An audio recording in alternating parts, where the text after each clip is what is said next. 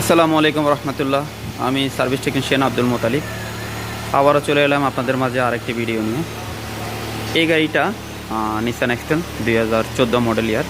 এই গাড়িটা customer complain ছিল, ওনার গাড়িটা থেকে অনেক ব্যাড স্মেল আসে। তো ফাইনালি আমরা এটা সমস্যা পেয়েছি, আমরা অলরেডি এটা কাজ করতেছি। তো আপনাদের নিসান এক্সটেল নিয়ে যে কোনো ধরনের সমস্যা আমাদের সাথে যোগাযোগ করতে পারেন। আমরা এগুলো সব কিছু খুলেছি। এটার ভিতরে গরুর মাংস নিয়েছিল, ওটার জন্য একটু ব্যাড স্মেল ছিল, পাশাপাশি পানি ছিল ভিতরে। যাই হোক, এটা নিসান এক্সটেল হাইব্রিড 16 মডেল ইয়ার। এইটা গিয়ারের সমস্যা ছিল, আমরা এটা কাজ করেছি। তো এইটা হচ্ছে ইঞ্জিন থেকে বিকট শব্দ আসতো স্টার্ট করলে, এবং মাঝে মধ্যে গাড়িটা যখন দিতে দেওয়া হতো গাড়িটা আগে পিছে যেত না, একটু লেট করে গিয়ারটা ধরতো। তো আমরা এই সমস্যাগুলো নিয়ে অ্যাভেলেবেল কাজ করি, আমাদের কাছে স্পেয়ার পার্টসও অ্যাভেলেবেল আছে।